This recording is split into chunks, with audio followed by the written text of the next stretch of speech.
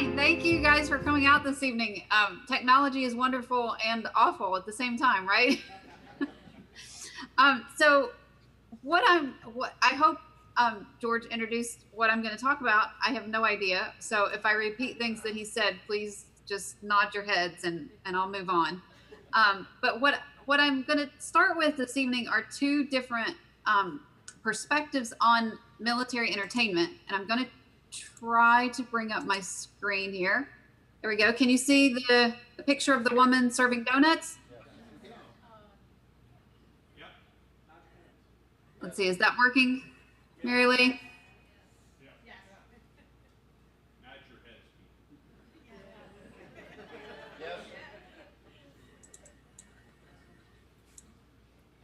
Let's see. Can you see the donuts? Yes. Okay, great. There we go. This is a Red Cross woman who's bringing donuts to the GIs on a pontoon bridge in Germany in 1945. And I love this picture because the women are coming out on a boat to serve donuts to the men. And obviously they do that because they think it's important. So I'm going to try to talk to you tonight a little bit about why that was seen as so important by the military, right? Why are donuts so important in the middle of this great war that spans the globe and goes on and on and on for years? Why donuts, right? Why do these women need to be there? And so what I'd like to do is start with two different quotes. The first is from a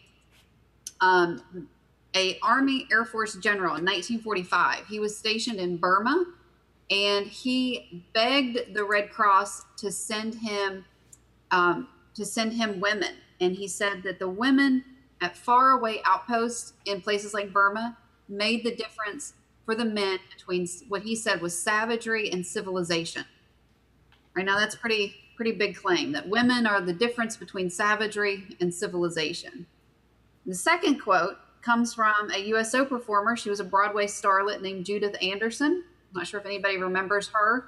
That she came back from a USO tour in the South Pacific, and the USO wanted her to recruit other women to go on tour. And Judith appealed to these women and said, "You will be helping to win the war." And she said that what the women could do to win the war wasn't working in factories, wasn't doing anything that we might typically think of. What she said was that even these performers didn't need to worry so much about their performance on stage, whether they were singers or actors. She said, what you need to do is take your prettiest dresses and go. You can bring faces and voices and happiness from home. Right? So on one hand, we have a general who says that women are the difference between savagery and civilization. And we've got a woman who is a USO performer saying pretty dresses can help win the war. Right now, both of those things might seem a little odd, right? Pretty dresses don't win wars, we might think. So what I'd like to do this evening is talk with you a little bit about what those two statements might mean. What does this general mean when he talks about women being the difference between savagery and civilization? And what does this USO woman mean when she says that pretty dresses will win the war? And it all comes from a book that I'm writing. I think George just told you about, maybe. But it's a book about the military bringing women in as entertainers during wartime. It's a sort of a long book, and this is all from the World War II chapters. And so what I do is start in World War I and move through World War II, Korea, Vietnam, and even move into today's wars in the Middle East, and talk about sort of the military bringing in women to entertain the troops. It's sort of a long book, and I'm getting through it, but anyway, in all of the wars, there's some similarities, right? The women open canteens, they open huts where soldiers can come and get coffee and donuts. They might get stationery to write a letter home. They might just come because they want to chat with a girl from home. They might not know her, but she's somebody who's from their same state, or somebody from the Midwest, or somebody from the South. And so they wanted this kind of connection to home. All of that remains the same, but in each war, the purpose of the programs changes a little bit, right? So in World War I, programs are a little different than they are in the Vietnam War. In World War II, they're a little different than they are today. And so that's something I try to do throughout the book, is look at the ways that the programs remain the same, and then also look at the ways the programs changed throughout the war, or throughout the wars. So I have some pictures here that I'd like to show, if I can get my PowerPoint to move. Let's see. Hang on. Oh no, I just messed it up. Hang on one second. Sorry. Looks good to us. Can you see the PowerPoint? Or, let's see. Oh no, wrong one. Sorry. Hang on. I practiced this. It was so good the other day. Kara, find your right slide and then just go back to share. There we go. Can you see that now? Yeah, now hit your slideshow and go to current slide. There you go. There we go. Okay. Now, there we go. Some pictures from World War I. So military entertainment starts in World War I. And the reason it starts in World War I is basically the draft. Before World War I, most Americans did not know someone who served in the military. Military service was not generally seen as something that you raised your sons to do. It wasn't seen as a very reputable career path.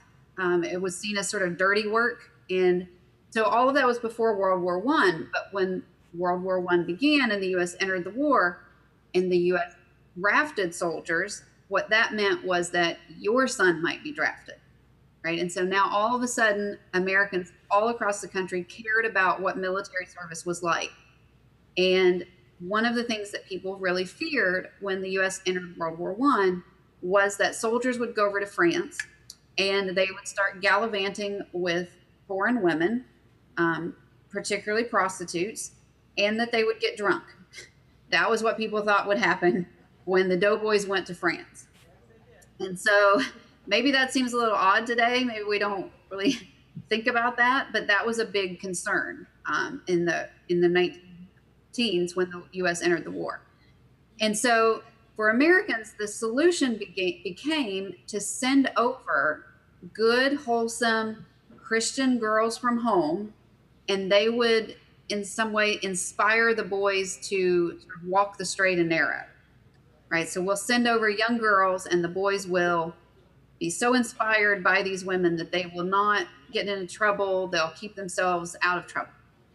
And so the military enlisted the YMCA and the Salvation Army to send women over to the war. And together they sent about 3,500 women to Europe. And these women served donuts. You can see the picture of the Salvation Army woman here serving donuts. That's kind of where the donut connection began. But they served donuts, they served coffee, they passed out sandwiches. They worked in leave areas where soldiers could go when they had what we would call rest and recreation, or an R&R visit. And they traveled all over the place doing this kind of work. That's where it began. And that's how it began, out of this concern that, military service would be sort of morally threatening to American. Now, nobody in the military or the Y or the Salvation Army said with a straight face that sending women over kept the boys from visiting prostitutes and getting into trouble, right? Nobody said that. But they did believe that this work really meant something and that it was very valuable. And so when World War II began, the military called on these organizations to do the same thing, right? So by World War II, you have two different organizations that do the same kind of work. You've got the Red Cross, which in addition to things like its blood donor campaign and relief work, starts sending over women to set up Red Cross clubs all over the theaters. Some of the more famous ones were in Europe, in London, Paris, after the liberation, but they were sent everywhere, all over the globe. And they set up clubs. Again, you've got women serving donuts here. Clubs where guys can go and just sort of relax and talk with American girls. other organizations like the Y, the Jewish Welfare Board, the Salvation Army, they all merged their efforts and become the USO in World War II. And USO started what it called the Camp Shows program that sent over women to entertain the troops. And you see Marlene Dietrich here with her very famous legs going around putting on shows for the soldiers. Now, I should say that Marlene Dietrich might make the headlines, but she was she was a small percentage. Women like her were small percentages of USO tours. Women like Marlene Dietrich or the Andrews sisters, they make the headlines, but 97% of the women who went abroad with the USO were women you'd never heard of. These were women and men from small towns all across the country who thought that maybe they wanted to make it big in the music industry. And they thought if they signed up and did this work in the war, that it would sort of boost their career. I don't think it worked out quite that way for all of them, but that was their hope. So you've got the Red Cross and the USO sending over women to do similar but different kinds of work in the war. By Korea and Vietnam, the same kind of breakdown continues. You've got the USO sending over sort of famous women, but also sort of unknown women like this woman who's modeling fashions for GIs in Vietnam. And you've got a Red Cross woman here at the bottom who by Vietnam is called a donut dolly, and she's serving Kool-Aid. It was a bit too hot for coffee in Vietnam, so they switched to Kool-Aid. And we still do this kind of work today, right? Here's some pictures from the Iraq War, and these are, I believe, the Dallas Cowboy cheerleaders entertaining the troops. The Dallas Cowboy cheerleaders have gone abroad for many, many, many years with USO. But you can see, these are sort of scantily dressed women going abroad, entertaining a military that we should remember is comprised of a big portion of women these days. So this gets a little complicated today that we're sending over these women to entertain the troops. But a big portion of the audience is also women, and that might seem a little odd. So it all seems a little odd today, perhaps, but to get it even a little more crazy, in 2008, former President Bush said that the moment things began to turn around in Iraq was when the USO deployed Jessica Simpson. And here she is, right? Now, if you have a president saying that a woman in a bikini can change the war, that seems a little brash, maybe, right? It seems like an odd statement, to put it mildly.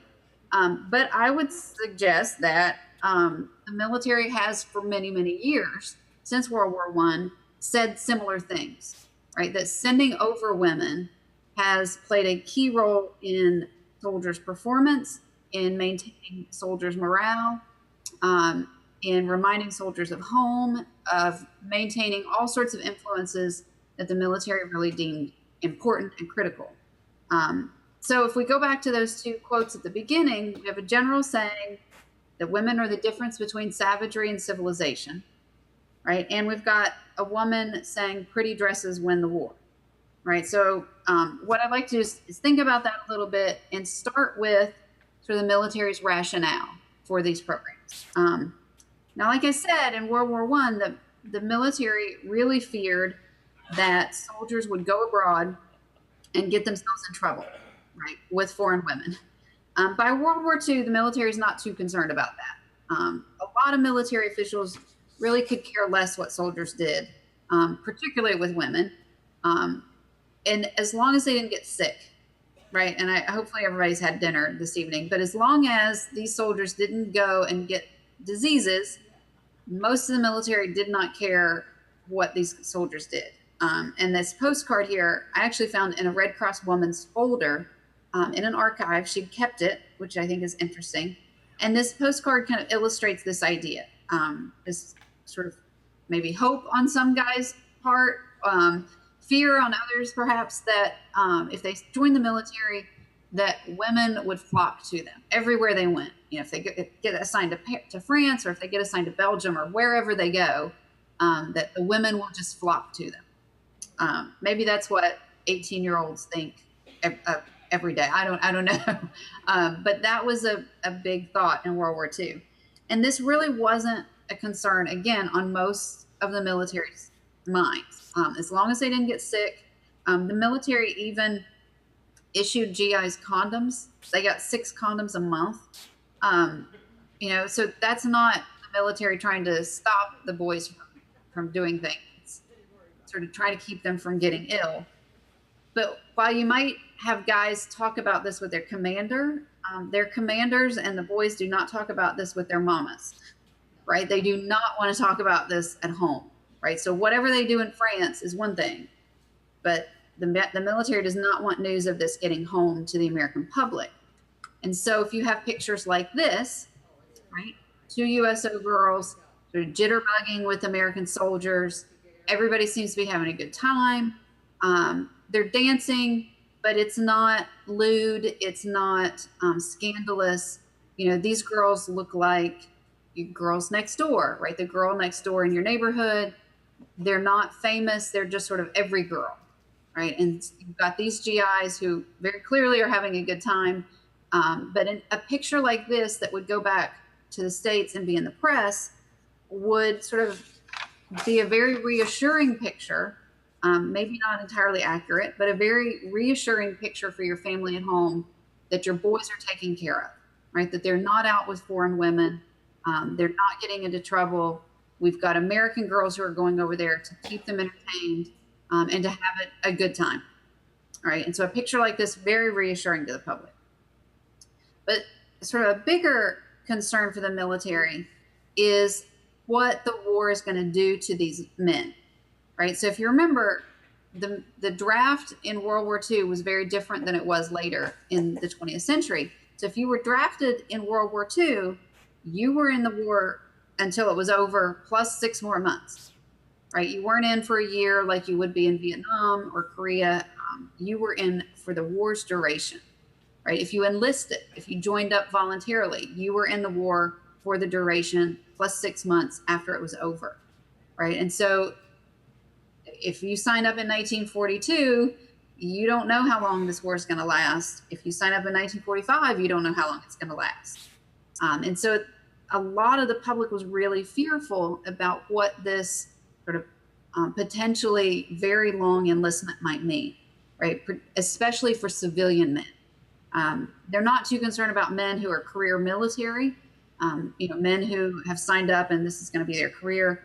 That's one thing. What most Americans are really concerned about is Joe Smith from home, who's a civilian, who's been drafted, and who's going to come back at the end of the war and be a civilian again, right? What is this military service going to do to him? Is it going to change him? Is the war going to change him in some way, especially if he's sent to the Pacific, right, to the Eastern or to the Pacific theaters? That was a bigger concern than for some people than being sent to Europe, for example. And so there was a lot of concern for this. And part of the intent in sending women to entertain soldiers was to keep some sort of civilian influence in their lives, right? So if we send American women, it will kind of ease that transition. One USO person said that the fear was that military life would become so deep-seated that after a year, it would be hard for the ex-soldier to take his place in a normal community. Right? They're really concerned about what military life might do to these men. John Rockefeller Jr. was a big USO benefactor. He donated a lot of money to the USO and played a big role in founding it. And he had a son who was in the military. And Rockefeller said that his fear was that military service would make his son tough. It would make him too tough. And that he did not want his son to join the military and just be abandoned by all good influences. Again, sort of this fear that military life might introduce your son to temptations or vices that he wouldn't have if he were back home in Muskegon, right? If he goes somewhere else, that might become a big fear. But Rockefeller said, fortunately, the USO sent women abroad, and that these women allowed the men to enjoy a wholesome atmosphere. And that they kept normal influences on the men that would help keep the men clean and worthy, right? So they're going to sending women in this mindset will keep the men sort of normal, right? They're going to come home your boy. They're going to come home just like you sent them.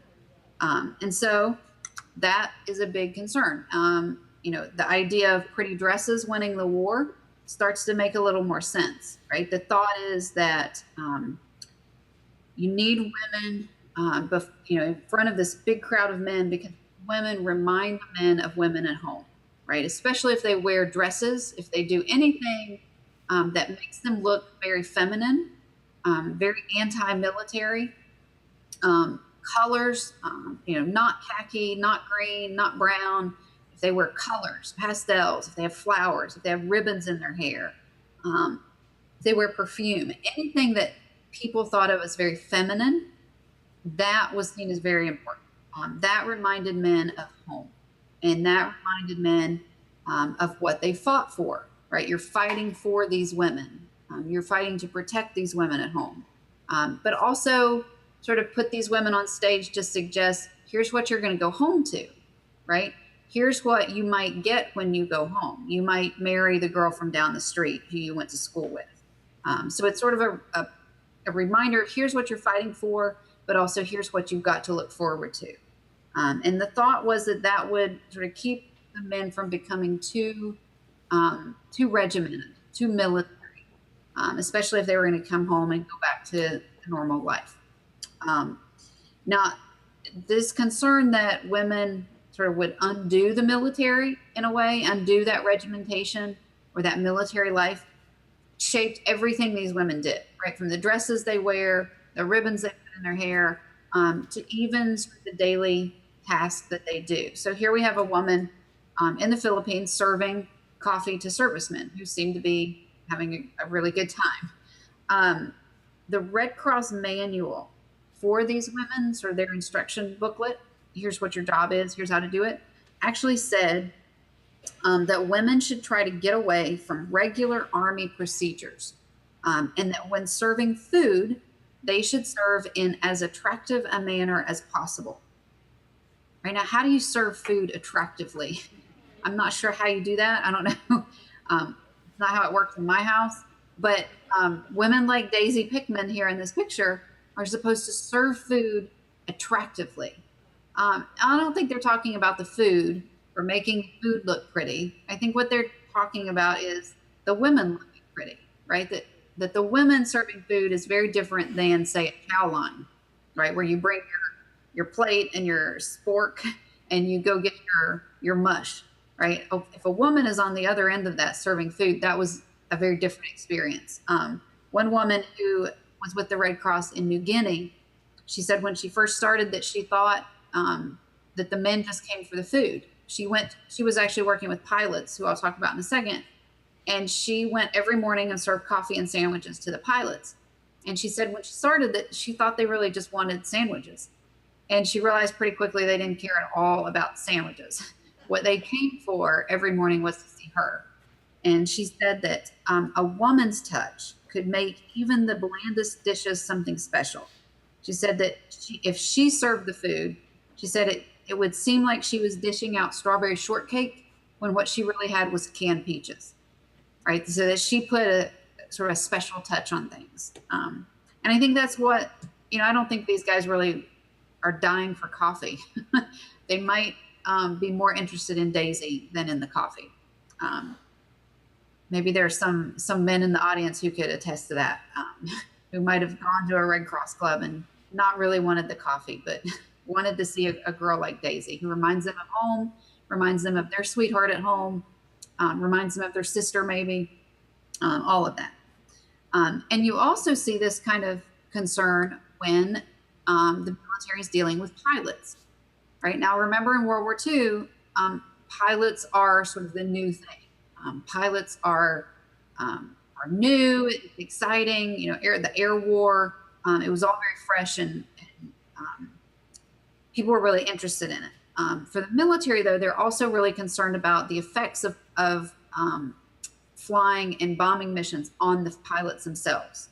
And so the military sent Red Cross women to work with pilots because they really feared what kind of psychological effect that all of these flying missions would have on the men. And so they sent women They set up clubs where pilots were stationed all over Europe, also in North Africa, wherever the missions departed from and returned to, the women went. And they sent them because they said that this would help keep the men relaxed, that it kept them sort of reminded again of why they're doing these missions, why they're flying these sorties, why they're going on these bombing runs. If the women are there, it reminds the men of that job. And so they sent the women to the runways. This is a staged photo, but they would actually send the women to the runways when the men returned from their flights. And the one Red Cross official said that if the women met the men when they came back, this was at a station in Libya, she said that the men were more relaxed for interrogation and have consequently given fuller and more valuable reports. Right. So when the men came back, they had to give a full report of what they did, everything. And they found that the men reported more fully what they had done if they got the chance to talk to an American woman before their interview, before their post-flight interview. And again, it's not the coffee and the donuts that they're getting them relaxed, right? It's talking with the women who come to see them. And so the Red Cross actually was really concerned about making the women look as feminine as possible. Now you can imagine, particularly the women in the audience might imagine if you're on a runway with planes flying, there's lots of air and breezes, working in a skirt probably isn't the most practical uniform, right? Lots of wind blowing. The Red Cross said that. They said, the skirts aren't very practical. What would be more practical is if we put them in fatigue suits, just like the GIs wore, which you can kind of see these men kind of jumper outfit wearing. They said that would be more practical. But they said that what was more effective was a neatly dressed and well-groomed woman in a dress. They said the crews are sick of khaki. They don't want to see khaki anymore. And the value of meeting the mission is greatly reduced if the girls are not in fresh uniform dresses, right? So again, how do dresses win a war? Well, it might seem silly, but here you've got military officials saying we get more valuable reports if the men talk to women who wear dresses, right? Now, again, maybe that seems silly, but this is what they thought at the time. And the pilots actually agreed with that. And more particularly, they really wanted to talk to the same woman. The pilots would leave, go on the mission, come back. If they went out the next day, they reported that they wanted to see the same woman standing on the runway when they flew in. And they said that they felt like they were returning to a girl they knew, right? If they had the same woman over and over, they felt like they developed a relationship, and they requested that. And then in 1945, rumors began that the military was going to pull the women out and they were going to end the program. And instead, they were going to give the guys a shot of whiskey. And they thought that would help them relax when they landed. And one of the pilots told a Red Cross woman, he said, there's no way that we are going to let them trade you for an ounce of whiskey. So clearly the pilots here want to see women, even at the expense of getting a shot of whiskey, which they probably also wanted, but they would take the women instead. So here you see the women working with pilots.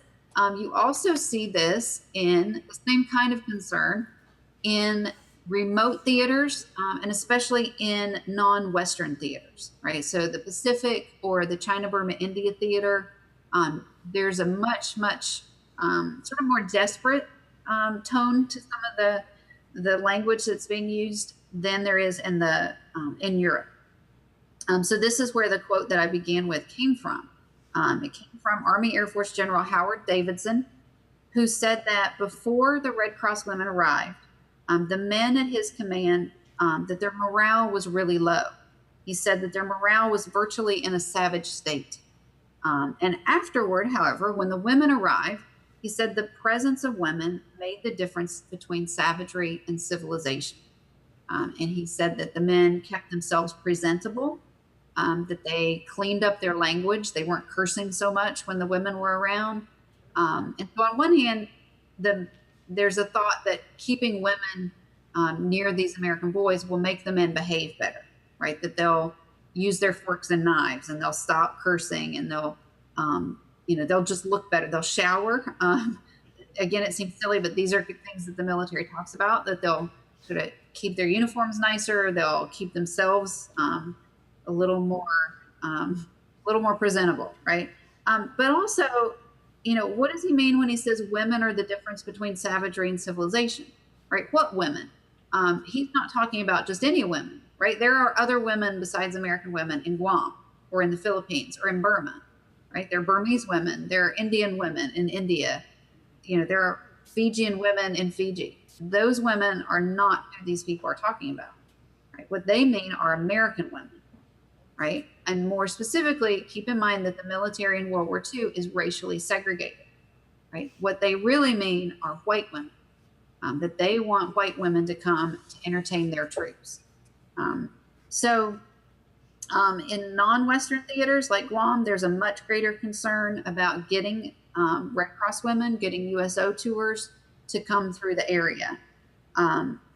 In Europe, for example, GIs could go visit British women in Britain, for example. If you're stationed in Britain, the Red Cross would sponsor dances.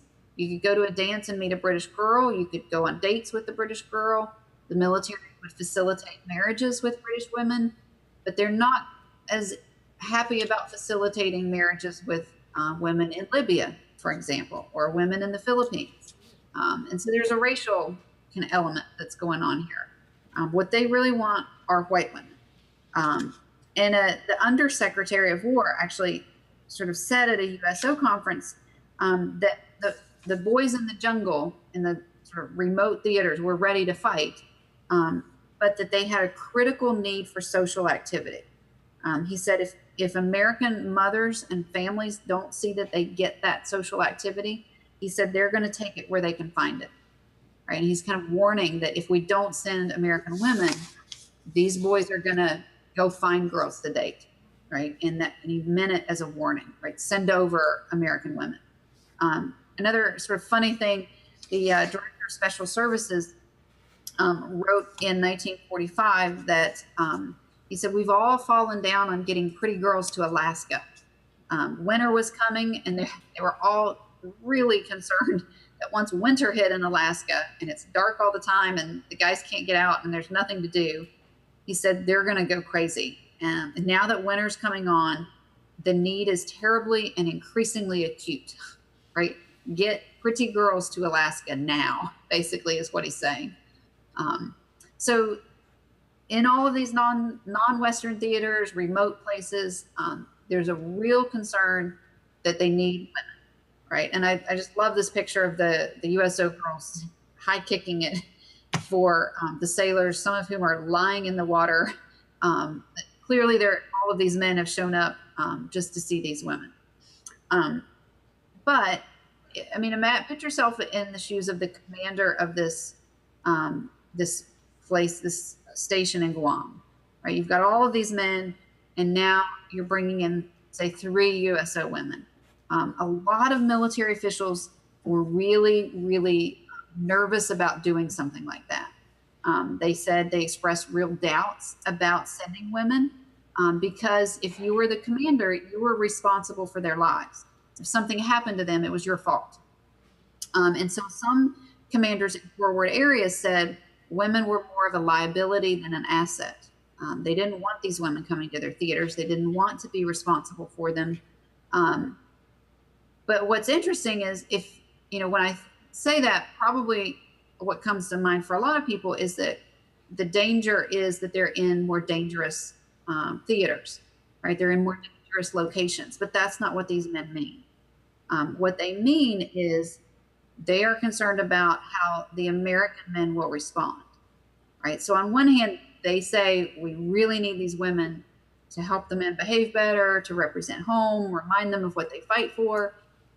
But on the other hand, they're also really concerned about how the men will respond. And in part, they're worried about awkward social situations, right? You see these guys in their swimsuits. I actually found some military correspondence talking about how one general said that if there are no women around, that the men run around almost nude. He kept saying, the men won't wear all of their clothes unless we send women here, and then they have to put their clothes on, which again seems silly, but they're sort of worried about that kind of awkward, right, social situation, right? Red Cross women do not want to sign up and go to Guam or the South Pacific to have to deal with men who can't behave, can't put all of their clothes on. But what's more sort of more troubling is that they're really worried about how the men will respond. Will the men pose a danger to the women? In some theaters in the Pacific, for example, when women toured the South Pacific, they had to live in sort of barbed wire enclosed spaces. They had to be guarded. A lot of the Red Cross women had to be escorted from their clubs to their billets at night by military police, not because they're in dangerous theaters, but because they're worried about how American men will respond to them. The Red Cross said these assignments were hazardous.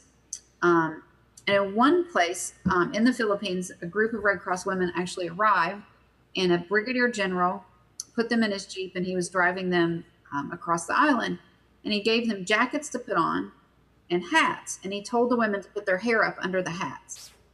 And the women kind of thought that was a funny order at first. And one of the women wrote that they were driving along and they kept passing these groups of men who were on their way to go swimming, and they were totally nude. Just like in the other correspondence, they're worried about these men not wearing clothes. She said that they kept passing these groups of men, and they finally realized kind of what the general was concerned about. And the general, keep in mind this is a general, told them, he said, there are 165,000 men on the island, and he could not be responsible if the men realized there were women there. Right now, that's a general saying, I can't protect you, essentially. Now, that's pretty scary, and so this sort of illustrates a big theme, and what I'm trying to do here is to sort of talk about that, and it's not really pleasant at times, but this cartoon came out in Collier's magazine, 1945, and here you've got two USO girls on the trailer in the enclosure being brought to a U.S. base, presumably. It says, I understand we'll be the first women they've seen in over a year. Right now, on one hand, why are the women in the cage? Right? Is it to protect the women from the men, or is it to protect the men from the women? Right? I think of like circus animals, right, being transported in these kind of cages. Right? It's to protect you from the lion in the cage. Right? So it's sort of the danger works both ways, and I could go on and on and on about that cartoon, but even the Red Cross conceded. I mean, even with all of this discussion about danger, the Red Cross said, even if it's dangerous, even if it's hazardous, the advantages of having women in these theaters far outweigh the disadvantages. Howard Davidson, the general who said they make the difference between savagery and civilization, he actually said if women were killed in the course of their work, he said they are expendable just as the men, and their sacrifices are warranted. Right? So if women are killed in their duties, it's warranted. That's in his mind, an appropriate wartime sacrifice. So it's hard to think of that sort of thing. When you think about entertainment, you want to think of, jitterbugging girls and donuts and Kool-Aid and coffee. But it was also quite serious in a lot of places and quite dangerous. Now, keep in mind, all of this is happening in the middle of World War II, right, which transformed women's lives. Right, the war brings a lot of really fundamental changes for women. Women go into factories, they enter the workforce in record numbers. Women join the military. Even women who stay at home during the war often found themselves sort of responsible for the farm or responsible for the home in ways that they had not been responsible for when their husband was home. So the war kind of brings a lot of opportunities for women. At the same time, the public is really concerned about what these opportunities might mean for women. So I have this picture over here on the left of the women workers and their safety clothing. again, it seems silly today, women going into factories, but there was a lot of talk about, would factory work make women unfeminine? Would it make them somehow manly? And so you've got these women modeling safety equipment to sort of prove that women in pants and these safety jumpsuits, they're still girls, they're still feminine. She even has a special bra to protect her. And again, it seems funny today, but there was a lot of talk about that. The picture on the right is an Elizabeth Arden Cosmetics ad. She designed a special Montezuma red color for women Marines, and it matched the braiding on the uniforms, the cords and the braiding. It was the same shade of red. So all of this fear about women joining the military, especially the Marine Corps, are these women going to be women when they come out? Well, sure they are. They're going to wear red lipstick and red nail polish, and they'll be just fine, right? Again, seems a little silly today, maybe, but this was a big concern in World War II. At the same time that there are these concerns about sort of what's the war going to do to women? Is it going to be threatening to women in some way? You also have things like this, right? On the left-hand side, we've got one of the Varga girls. This was a picture that was in Esquire magazine. Right? Think of all of the pictures of pinups from World War II. Right? These are littering barracks all across the globe. Right? Boys are putting up pictures of Rita Hayworth and Betty Grable in their billets. Esquire actually was shipping its magazines through the Postal Service and won a Supreme Court case by arguing that its pictures of women, pinup pictures, were patriotic. That the boys need to see that. Right? So you've got, on one hand, concerns about women. On the other hand, you've got sort of images of women that are being branded as patriotic and good. The picture on the right is, a pinup picture of a woman wearing this sort of man shirt with the patches. And it's got the grid lines on it because it was used to teach pilots how to read maps. Right? So that's her pinup picture. We're going to teach the boys how to read maps by giving them pinup. Again, maybe it's more effective, but that was, again, women's bodies could be used in these ways and cast as patriotic work, when before the war that was not respectable, right? But in the war, some of these kinds of images became more acceptable as long as they were for the boys, right? As long as they were to keep the boys thinking of home. And so when we think about sort of Red Cross and USO women and military entertainment, this is kind of where these Red Cross and USO women are trying to balance, right? They're trying to be reminders of home and family and your sister and your cousins. But also they're trying to remind you of your girlfriend and your sweetheart. And those are two very different kinds of things, right? And so they're trying to be sort of balance this appealing, trying to be appealing, but also familial, right? They're trying to be friendly, but not too friendly. They're trying to be professional, but not too professional. They're trying to sort of walk this really sort of moving line of all of these goals, right? And so these sort of fresh-faced young girls are embodying all of these changes. So the Red Cross and the USO both try really hard to balance these things, women's appeal, sort of the draw for the men, but also their skill. And so in part, they do that by saying this is very respectable work, right? And so you've got this kind of publicity photo here of a woman chatting with a U.S. airman in a former church that's now a Red Cross club, right? And they seem very sort of friendly but platonic. There's nothing amiss here. So they talk about this as respectable work, as professional recreation work. For the USO, these are professional actors. But they also want the women to be attractive, right? Not too attractive, but attractive. And again, how do you decide that, and who gets to decide that? It's a really interesting topic. But the Red Cross recruiting manual actually said that it is especially important that women have a pleasing appearance, be well-groomed, poised, and able to wear a uniform without severity, right? So we want them to be pleasing in appearance and look good in a uniform, right? But not too attractive.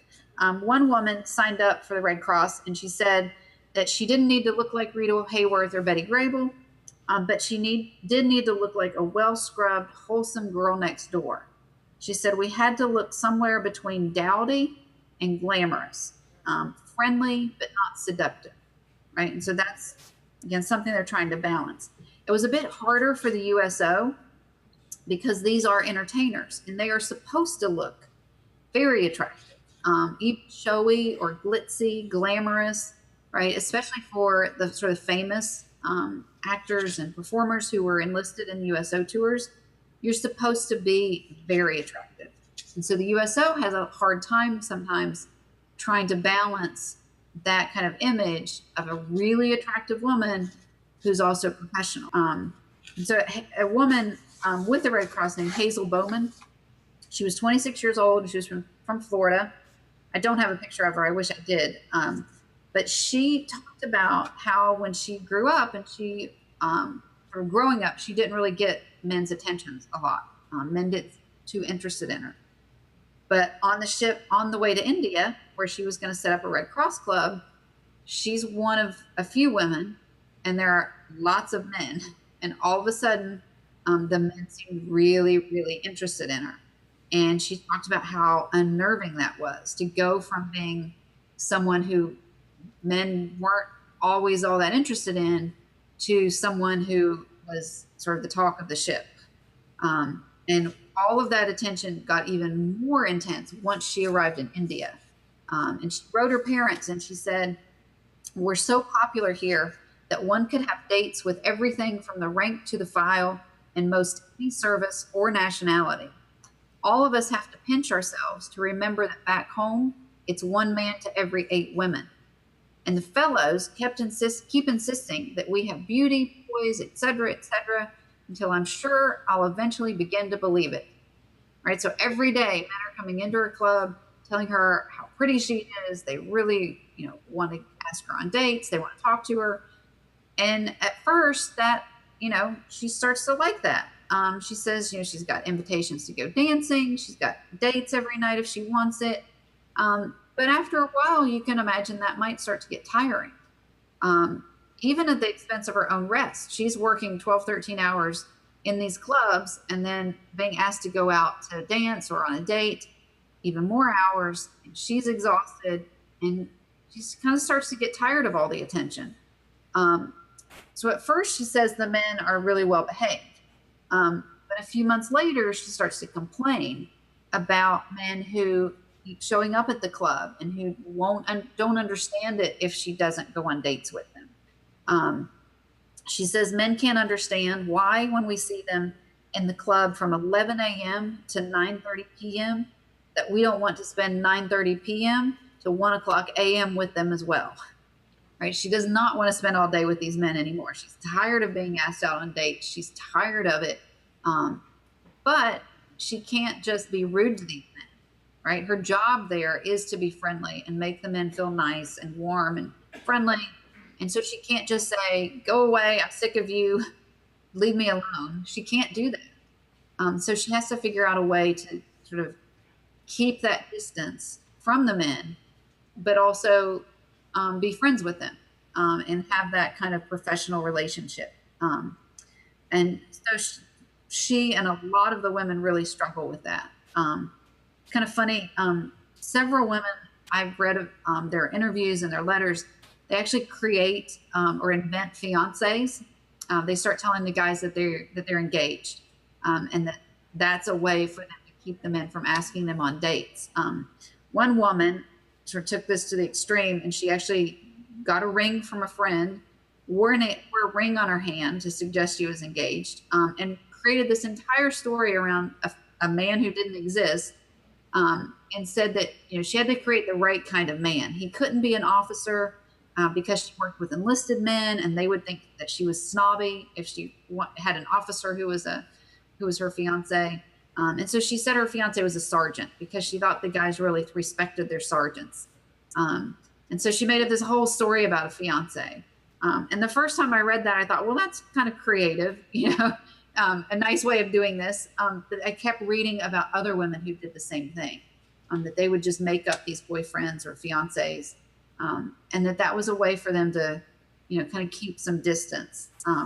One woman said, it was a terrible thing to do to make up this story, but it solved the problem. And so it did what it needed to do for her. So, I could go on and on and on about these women's experiences. But let's come back to the beginning, right? So we started with a general saying women are the difference between savagery and civilization. And we've got a woman who says that pretty dresses can help win the war. And so if we looked a little bit more closely at that, the difference between savagery and civilization might mean many things, right? It might mean that we're sending the women abroad to keep sort of a civilian influence on the men, to sort of domesticate the military, sort of make the military seem more like a family if we've got women there. But savagery and civilization could also be sort of, it means something different from the women's perspective, right? Who feel like, some of them feel like they're in very great danger, or are trying to balance these men's attentions, right? Pretty dresses might be very appealing to pilots who are exhausted and flying these missions and really want to see girls who make them feel comforted. But for the women, sometimes wearing pretty dresses might bring on unwanted attention and might be kind of hard to do day after day after day. And so it's all very complex. I think a lot of people, when they think about entertainment, think of the Andrews sisters, right? And you think about sort of the big band music and jitterbugging, and it all seems very fun and sort of just wholesome fun. And a lot of it was, I would say probably most of it was, but it's also really complex, right? We're not enlisting the Andrews sisters just to sing. They're doing a lot more. It's also, for a lot of women, they're being used in kind of conventional ways, right? We're going to put women over here to represent home and family and all of these things, but we're also giving these really new experiences, right? For women like Hazel Bowman from Florida, she got to go to India for the war, and it gave her a travel bug that she could not shake for the rest of her life. She worked in all sorts of international locations. It expands women's worlds in lots of ways. These women who have gone abroad, just like it does for the men who serve in the war. It's a new experience. It might sort of broaden your horizons, but it's complicated, right? Imagine trying to be 22 years old and balanced, friendly, professional, attractive. All of that would be really hard. And so I think it's an important topic to study as a historian. I do military history and I do women's history, and this is a perfect marriage of those two interests for me. But I think it also can be important today. If you think about sort of the women's experiences in the military today, right? Remember the pictures of the Dallas Cowboy cheerleaders at the beginning? What does it mean if we keep sending over women who are there to entertain the boys and look pretty and look appealing, while women are also in uniform and in that same audience? What does that mean when we do that? What does it mean when we think about sort of all of the issues facing military women today, in terms of their professional lives, but also we read a lot about harassment in the military today. And so I think there's a lot of important lessons that we can draw from studying something that might just seem like fun in terms of entertainment. I think it's got a lot of bigger lessons for us. So I hope that you guys can take away a little bit of that. I thank you for your attention.